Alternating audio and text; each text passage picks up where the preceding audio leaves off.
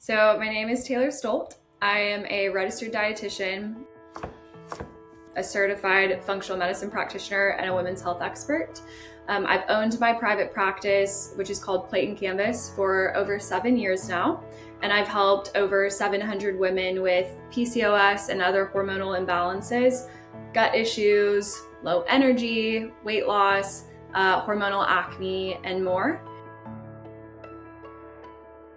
And I got into this field because of my own experience. I used to have hormonal imbalances. I didn't know that's what it was at the time, but my energy levels were really low. My period was irregular and I couldn't figure out why. I had hormonal acne. I was having mood swings. I wasn't acting like myself. I noticed it, friends noticed it, family noticed it. Lots of gut issues. And so I sought out conventional medicine. I sought out just a regular doctor, and the same thing kept happening. The doctor would spend a couple of minutes with me and they'd say, like, you look fine. They would try to give me some sort of medication, whether it was spironolactone for acne or birth control for my irregular periods. Oftentimes I was prescribed like anti-anxiety medications or antidepressants, which made me feel crazy because I'm like, something feels wrong.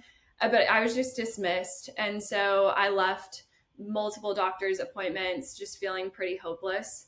And then I heard about something called functional medicine, and it made a lot more sense. They were looking at the body as a whole and trying to determine root causes of symptoms and actually address those root causes in as natural a way as possible. And so I went through the functional medicine experience myself. I actually, at first, kind of swung the complete opposite direction and had a pretty intense functional medicine experience where I was put on a really restrictive diet.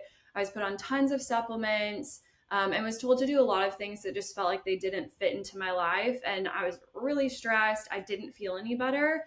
And so I was like, okay, functional medicine, like, it makes sense, but I'm in it and this feels like it's making me worse. And so during this time, I was going through school and getting my nutritional science degree. And by the time that I finished that degree and was in my internship, I found a balance between the two worlds of, okay, conventional medicine's not addressing the actual problem, and functional medicine is, but it can be really extreme and can cause a complicated and unhealthy relationship with your body and with food in some cases. And so I found this kind of happy medium where I was able to address the root causes, but do it in a sustainable way that actually fit into my life and was really enjoyable and actually made me feel better. And that's my mission with the clients that I work with today. Oh, wow. Thank you for sharing that. Can you talk a little bit about the restrictive diet or the things that were affecting you, like when you did turn to functional medicine? Like what were you doing that maybe wasn't working or that you wanted to adjust? Yeah, at first it felt like it was getting more and more restrictive over time because it was like, okay, this isn't working. Let's try to restrict more. And so I started off on just a gluten-free diet. That was actually really helpful in my own health story because at one point I had Hashimoto's, which is an autoimmune condition that affects the thyroid. The thyroid hormone and the gluten protein have a very similar molecular structure. So oftentimes, if someone has Hashimoto's, they also have either celiac disease or a gluten intolerance. And so removing that was very helpful for some gut issues and for the Hashimoto's. But then dairy came out, and then soy, and then all added sugars. And then I was on a paleo diet. Then I was on an autoimmune paleo diet. And pretty soon I was left with eating like meat, vegetables, and only certain vegetables, fruits, but only certain fruits. And that was kind of it. Like, there just really wasn't a lot to work with. And so I ended up eating on accident a pretty low carb diet, which I later found out is not good for your hormones. And I was just scared of food. Like, it was so hard to go out to eat because everything was so restrictive. I did not enjoy eating with friends because I was worried about what was going in the food. And even that stress was actually causing some like stomach issues and some symptoms, just the stress around eating. So it's like, okay, this isn't working and this is definitely not sustainable. Looking back, I think there are some people in functional medicine, some practitioners that just like the conventional medicine model, are trying to use kind of a cookie cutter approach. And so they think that everyone needs to start off on a certain diet. And for some practitioners, they're like, everyone should be paleo, or everyone should be autoimmune paleo, or everyone should cut out, lectins. And it's this one size fits all approach. And then if someone doesn't respond well, I think they don't really know what to do with that, because they're like, well, this is our standard go to, and some people feel good on it and you don't. So let's just keep cutting things out. And food sensitivities are real. But I think that the diet, while it's so important, I think there's actually been an overemphasis on diet, and people are ignoring other aspects of health, like even your stress levels and connection with people and your sleep quality and these other things that could be negatively impacted by being on a crazy restrictive diet all the time. Does that make sense?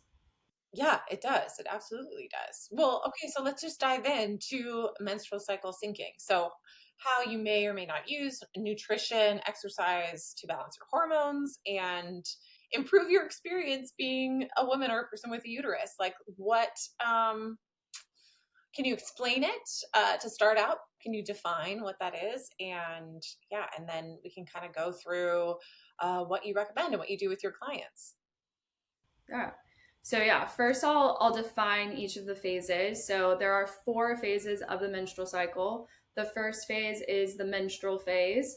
The second phase is the follicular phase, and those actually overlap a little bit. So you have your follicular phase, about halfway is ovulation, and then you have luteal, and in your follicular phase is your menstrual phase. So you're having a period, you're bleeding for part of that follicular phase. And then you have, ovulatory phase, which is around halfway. And then the second half of the phase, or second half of the cycle, is the luteal phase. So those are the four phases. So menstrual, follicular, ovulatory, and luteal. Okay, so first phase is menstrual phase. So this starts on the first day of bleeding, so first day of your period, and it ends when bleeding stops. And for most women, that's around 3 to 7 days long. And what's happening during this phase is your uterus is shedding the endometrial lining that's building up at the end of your luteal phase in the last cycle. Estrogen and progesterone hormones are at their lowest during this time, and they remain low during your period. And then near the end of your period, so near the end of the phase, your estrogen levels will start to come up. So some things that you might notice during this time is your energy levels might be lower than normal. And this will typically improve a few days after your period starts. Your mood might be a little different. So you might feel a little bit more reserved or inward focused and not as social. As far as digestion goes, if you have high levels of something called prostaglandins that are inflammatory, so this typically happens if women have really extreme cramps. They may have, pelvic cramps, or they may even have back cramps. You might notice things like loose stools, so some digestive changes during that time, or stomach upset. If you don't have high levels of those prostaglandins, which you can control to a certain extent depending on what you're doing with diet and lifestyle, then that might not happen. And then something else you might notice is more bloating and water retention. And this should let up after a few days of your period. For some women, it doesn't stop until bleeding stops a little bit later in the phase, but for many women, it's a few days into the phase. So those are some things to kind of just be mindful of and pay attention to. You might notice shifts during that phase.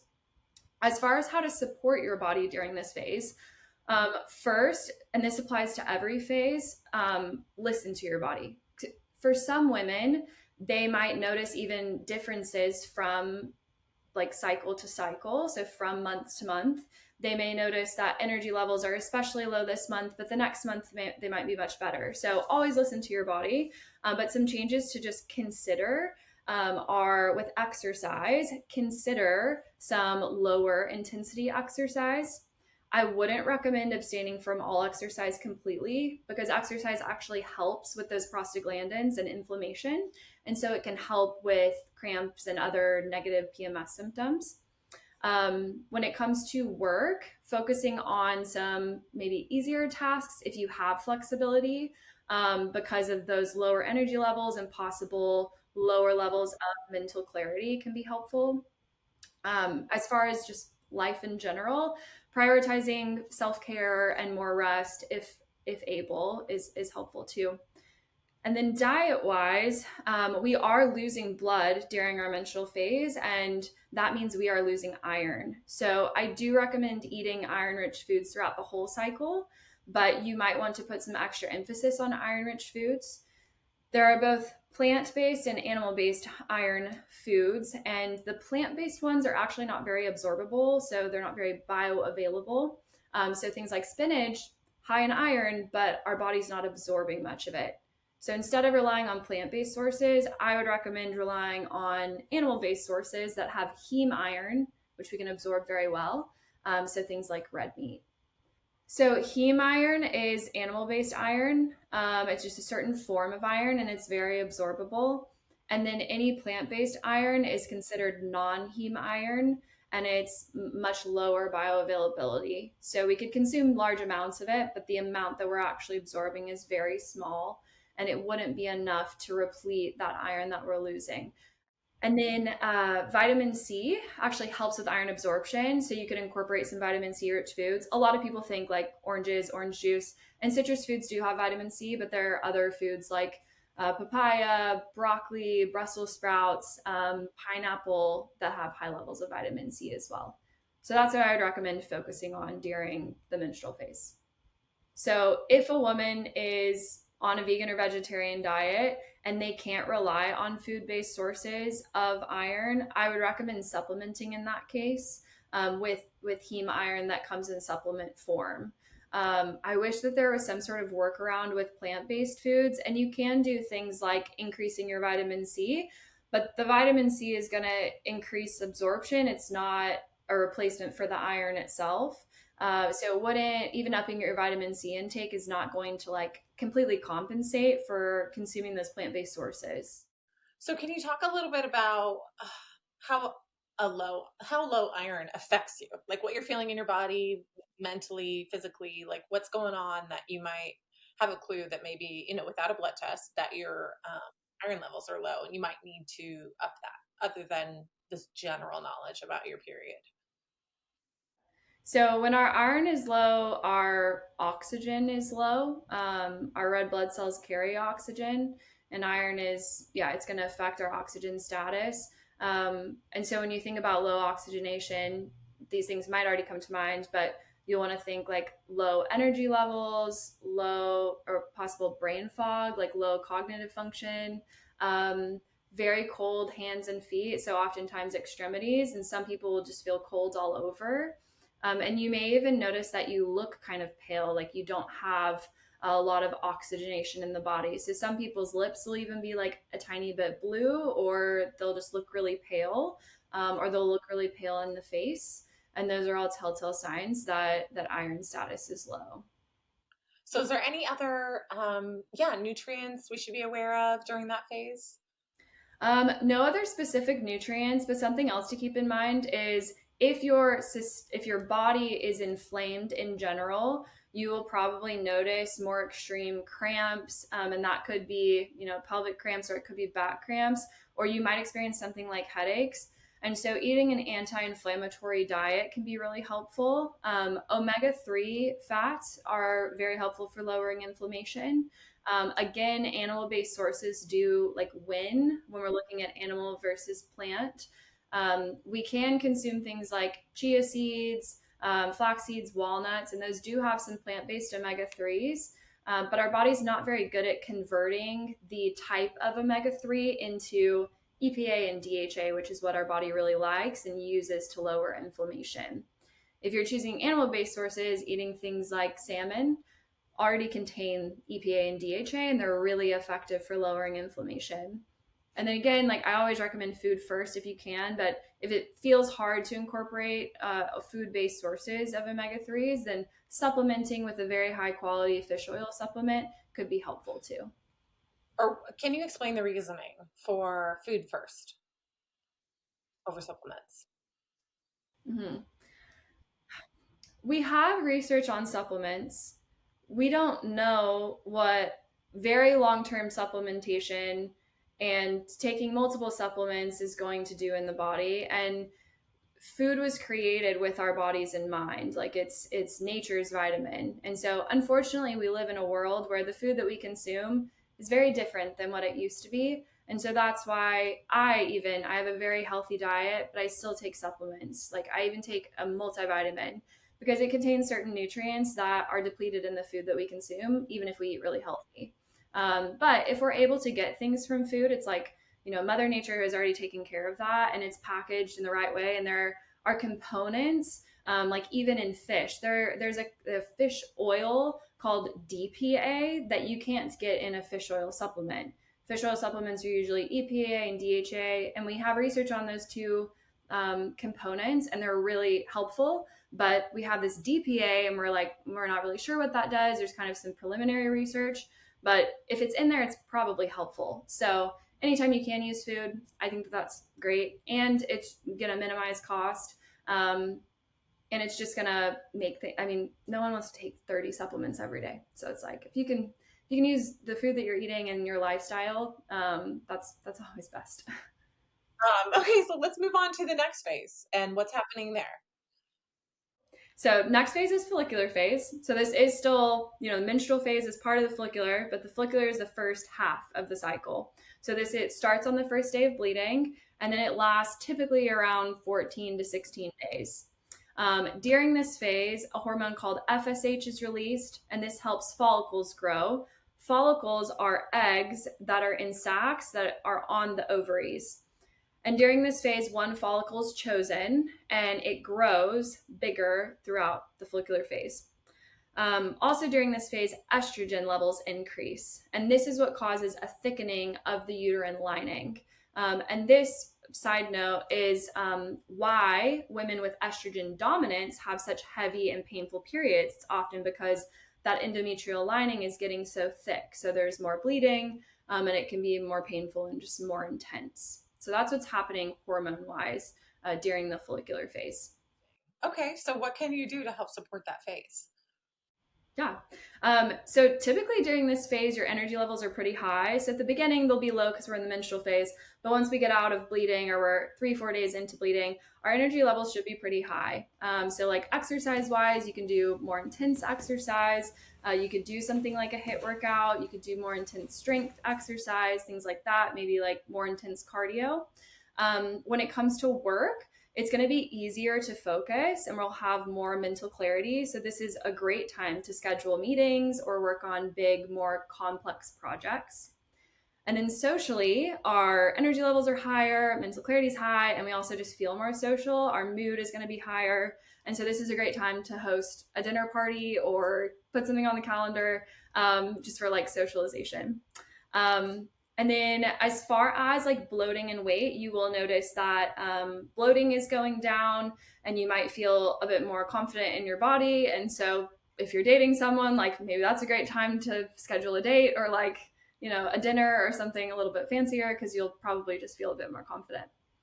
And then diet wise, calorie needs are going to normalize after we've exited that late luteal phase. And so calorie needs are just kind of normal. So you would want to go back to status quo of, again, like listening to your body, tuning into hunger cues, tuning into fullness cues. And you may just notice like, okay, I was eating a bit more, last week when I was leading up to my period, but now my hunger level feels pretty normal. Aside from that, there's no really like dietary changes that need to be taking place. It's just the basics of keeping meals, nice and balanced, and keeping our blood sugars balanced, and trying to eat an anti-inflammatory diet. So what are some things that are included in an anti-inflammatory diet? Mm-hmm. One thing to think about is like, what are we trying to exclude? Because there are anti-inflammatory foods and then there are inflammatory foods. So oils that are really high in omega-6s are inflammatory. So things like peanut oil, safflower oil, and sunflower oil. And these are oils that you're going to find in a lot of packaged products. So if you're used to eating a lot of packaged products, or you're used to eating out a lot, those are oils that a lot of restaurants use. If you just try to replicate what is found at a restaurant and you're eating at home more, it's automatically going to be a more anti-inflammatory meal. And if you're used to eating a lot of packaged foods, trying to shift to more whole foods where it's just like one ingredient, rice instead of um, pasta or something that is like processed and packaged can be a helpful shift as well. As far as anti-inflammatory foods, things that are high in omega-3s are really helpful, which we covered earlier. So like salmon or fatty fish. There's a really great fish called barramundi that I love that's high in omega-3s if you like white fish instead of like a fattier fish. And then walnuts, chia seeds, flax seeds are very anti-inflammatory. Fruits and vegetables are generally anti-inflammatory as well. Blueberries have a lot of anti-inflammatory activity. And then leafy greens have a very high anti-inflammatory activity as well. Okay. I mean, I feel like inflammation, there's not a lot of specifics about it. Can you explain why that is so bad for you and why specifically as a woman that's something to be mindful about? Yeah.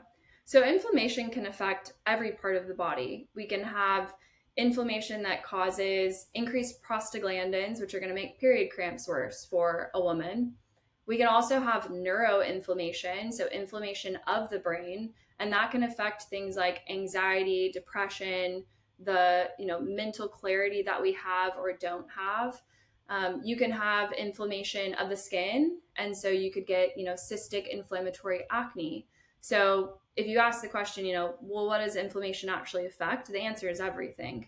And then even things that we can't see. So we could have inflammation of like blood vessels. We could have inflammation that's affecting things internally too. And we may not see any side effects, but it may be something that pops up years down the road that causes something really serious and life threatening. And as far as why women specifically should be paying attention to inflammation, is because it does have a really big impact, not only on PMS symptoms and how painful or painless our period is. It also can affect things like fertility. Like it really does impact every stage of a woman's life. If they're going to get pregnant, it'll affect that. As they're entering menopause, it's going to affect that transition and whether it's smooth or not. So whether someone is, they haven't had their period yet, or they're currently having their period, they're in perimenopause, they're postmenopausal, or they're trying to have kids, or they're currently pregnant. Inflammation is super key to feeling good and for things to be working like they should internally. Okay, so the next phase, let's go into that. Okay. So the next phase is the ovulatory phase. And this is what splits the follicular and the luteal. So it's around halfway in the cycle. It typically lasts 3 to 4 days long. And during this time, estrogen will surge, and the luteinizing hormone triggers the release of an egg, and then the estrogen levels drop. What's happening, this might be helpful or interesting for women who are trying to get pregnant. What happens during that phase is the chosen follicle that's been growing detaches and leaves the ovary, and it enters the fallopian tube. And in the fallopian tube, the follicle swells and it bursts open and it ejects the egg. And then the egg travels down the fallopian tube and it's transported to the uterus. And so on its journey, it might meet a sperm, which means you could potentially get pregnant, or it's not going to meet a sperm and it's just reabsorbed back into the body. Confidence and like body positivity typically at its highest because this is when we were designed to get pregnant. So it's like, makes sense. Mood is typically really high, so you'll probably feel more extroverted and more social. For some women, they might experience a small increase in bloat, just temporarily, but otherwise bloat and water retention are generally low. So this isn't common, but it's possible. And then as far as how to support your body during this phase, it's going to be the same things as what you'll see in the follicular phase because energy levels are still high. So it's totally fine to continue higher intensity exercise. As far as work goes, mental clarity is high. High energy is helpful for more complex work projects and important meetings and things of that sort. As far as life goes, this is a great time to like tackle your to-do list and socialize because of the high energy and the social capacity. And then diet-wise, things are actually the same. So follicular and ovulatory, things are going to be the same. Okay, that makes sense. Okay, so anything else in this phase before we move on to the next? Cool. So last phase is our luteal phase. And this is the 10 to 14-ish days after ovulation. So it's the period of time before your next period starts. During this time, the ruptured follicle is going to transform into something called the corpus luteum, and this produces progesterone as well as a small amount of estrogen. So we have that big dip in estrogen after ovulation, and then it does come up, but not quite as high. And during that time, our progesterone is very high. This is a time that I really like to do blood work for hormone testing. So some women will come to me, clients will be like, yeah, I got hormone testing. They said everything looked fine. And then I asked them, well, when did you get the lab work done? And they're like, I don't know, just a random time. And they track it and they're like, oh, it was day 4. But it doesn't really give us much information. And I do see a lot of estrogen dominance in my practice. It's becoming more frequent amongst women in general. And so I really like to check around middle of the luteal phase when we have those estrogen and progesterone levels at their high points so that we can see if estrogen dominance is a problem. Testosterone production is not going to change throughout the cycle. So you can test it middle of luteal and it's like an accurate reading. But that is the reason that I like to test at that time. So yeah, when estrogen comes back up just slightly, progesterone levels increase, and this is what prepares the lining of your uterus to thicken, and it makes it easier for a fertilized egg to implant into the lining and results in a pregnancy. If pregnancy happens, the uterine lining is maintained and the progesterone levels stay really high. And if pregnancy does not happen, the progesterone and the estrogen drop. And then when they hit their low point, that's when you have your period. So that's what's happening hormonally. Shifts that you might experience in the luteal phase, you're typically not going to notice these shifts until about halfway, so around a week before your period. And there is individual variability here. So for some women, they might notice it a week before, or they might not notice shifts until 3 days before. It just depends on the person. But energy levels will start to decrease. Your mood will start to change. And so you might feel more introverted, maybe more mellow, maybe more moody. If you are prone to anxiety, you might notice anxiety around this time. In the late luteal phase, you also might notice some constipation. So that can happen soon before the period. It's because of those high progesterone levels, which are going to slow down motility. So it's like everything can just get slow. And so that's what results in the constipation. And then bloating might happen. So you might notice bloating and water retention, and it can result in some weight gain. And this weight gain can freak a lot of women out because they think, oh my gosh, I gained fat. It's because of the chocolate I've been eating. But oftentimes this is water weight. And I think it's really helpful to anticipate that change in your body, because even women who are doing all the right things, like they still will notice some subtle shifts. They'll be much more subtle. So it won't be a 6-pound increase and feeling super bloated, but you will notice a little more water retention, and expecting that and being okay with that and riding the wave is really helpful versus trying to fight it and freak out and undereat. Okay. So Taylor, thank you so much for going through all of this. To kind of close out, do you have any advice for women that may be wanting to adjust their diet or their lifestyle?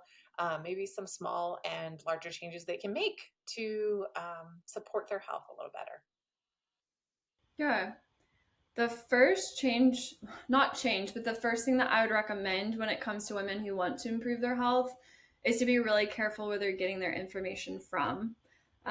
We have more information than ever before at our fingertips, but if we're given the wrong information, we could be doing some things that are really problematic. So, and then as far as things that I would recommend, um, I would recommend focusing on the foundational stuff. It's not as like sexy and interesting and complicated, but it's the stuff that like really moves the needle. And so balanced meals is critical, and that covers so many different bases. Like if you're including fiber at your meals, that means that you're getting some vegetables in, which is not only providing fiber, but it's also providing really important, phytonutrients and vitamins and minerals. If you're including healthy fats, that not only is going to help with blood sugar stability, but it's also going to lower inflammation if we're including the right types of fats. Including protein. Not only helps with satiety and feeling full and satisfied, it also helps with energy and like it actually requires more calories to burn protein than other macronutrients. So, balanced meals. Avoid skipping meals. So, try to avoid under eating. Going back to exercise, strength training. I would try to strength train 3 to 4 times per week. That could be something like Pilates or sometimes body weight exercises. It's usually going to involve something that is a little bit more than body weight. So it doesn't have to be heavy bodybuilding, but some strength training. Um, and then sleep. That is so underestimated. I have worked with some clients and we start to clean up their diet and they're taking supplements and they're lowering their stress levels and they say that they're still tired, and we revisit sleep and they're not getting enough. There's nothing that can overcome sleep deprivation when it comes to energy and even things like cravings. Like, we have research studies that prove when someone is sleep deprived, their cravings for sugary, salty, high carbohydrate foods go up. So if you're not getting around 8 hours of sleep per night, do your best to get closer to that 8 hours. So those are some things that I would recommend starting with, and I wouldn't recommend changing it all overnight. That's the last piece of advice that I would give. Like, start with one thing and get into a rhythm with it. That's going to boost your confidence. You're going to feel good about that, and you're going to feel a little bit better. And you can use that momentum and build on it and move on to something else and kind of start stacking habits versus trying to change everything at once.